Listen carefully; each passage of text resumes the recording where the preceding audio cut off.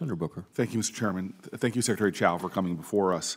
I want to just bring particular attention to my gratitude for the letter that Senator Schumer, Senator Menendez, Senator Gillibrand, and myself sent you regarding the Gateway project and the real crisis we have. Your letter, which I have here, was just really gracious, and you put forward an intent and hope that either before the major infrastructure announcement by the administration or after, you'd be willing to come up and visit, and that's actually really assuring. It was nice to also hear that you yourself travel along Amtrak through the Gateway area as well. And I've been delayed as well. Yeah, yes. Well, I mean, that's really the crisis we have right now. As you've probably heard, we now have delays that are stranding literally hundreds of thousands of Americans. It's become, in one of the planet Earth's most economically productive region, literally the busiest river crossing in all of North America, we now have a system of rail that connects between Boston and Washington, D.C., that has hit a critical choke point.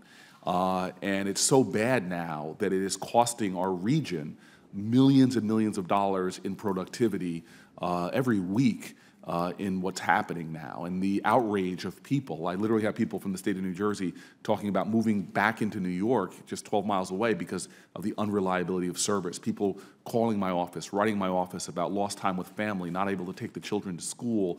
It's really a crisis throughout our area. Probably the biggest calls that Senator Menendez and I get into our office, one of the biggest reasons is just this failing infrastructure that we have right now.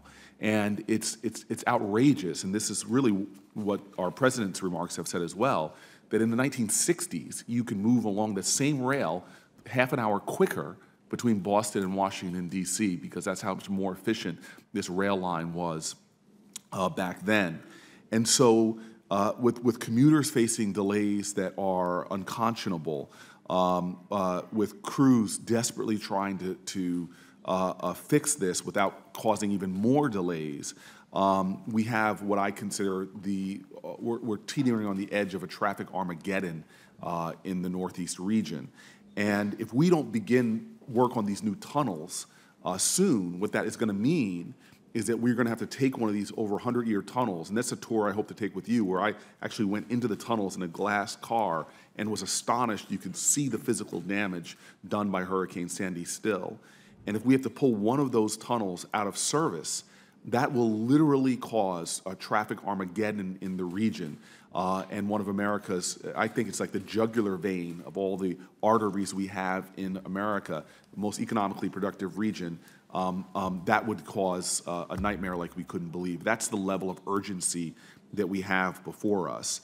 So I guess the first sort of question I have is given sort of what the failure of one of these tunnels would mean, I'm sure you're, again, I hate to do this to you when you've only been in office about 3 months, but are you all taking this probably, at least what the last administration called the greatest transportation crisis in the country, are you all looking at this and figuring out what a strategy to prevent the crippling, really, of that region should one of those tunnels have to go down? Absolutely. Senators, you may know, actually, I grew up in New York, so I know that area very, very well. The president is a New Yorker. He understands the issue there very well.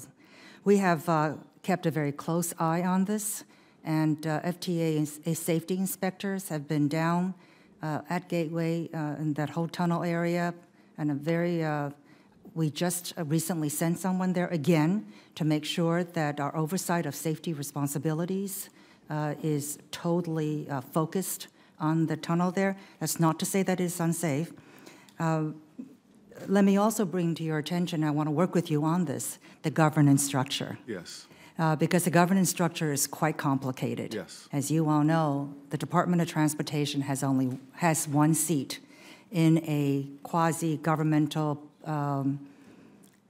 local, state, federal governance structure in which the governors of both states, New York and New Jersey, are involved. So the governance structure is something that is one that dictates all of the parties involved need to work on this. And so I'd like to work with you on that. Please be assured that Gateway is an absolute priority in terms of our focus. We understand what is happening there. I've been a passenger myself. As mentioned, I've been delayed. I know the New York area very well. The president is a New Yorker, so this is a priority, and I look forward to working with you on I it. appreciate it. My time's expired. I look forward to talking to you about the governance structure. The two federal positions are, as you said, the department as well as Amtrak. Amtrak is a And big- I just- I'm sorry to interrupt you, Madam Secretary. The Amtrak is such a critical agent as well. I hope we can have conversations about Amtrak funding. You know that the Amtrak rail between Boston and Washington, D.C., more people travel on rail than they do on plane, and that's another area where there's continuing degradation of services. So we have a lot to talk about. I'm just grateful for your focus, and I know you're a New Yorker. I just want to remind you. Kentuckian. A Kentuckian, excuse me. I know you have New York. I know you have New York roots. I just want to remind you that the New York, most of the New York professional sports teams play in New Jersey. So thank you very much. Just as a last point, I have also met several times with the Amtrak board and also with the president on this particular issue. Thank you, Senator Booker. Second.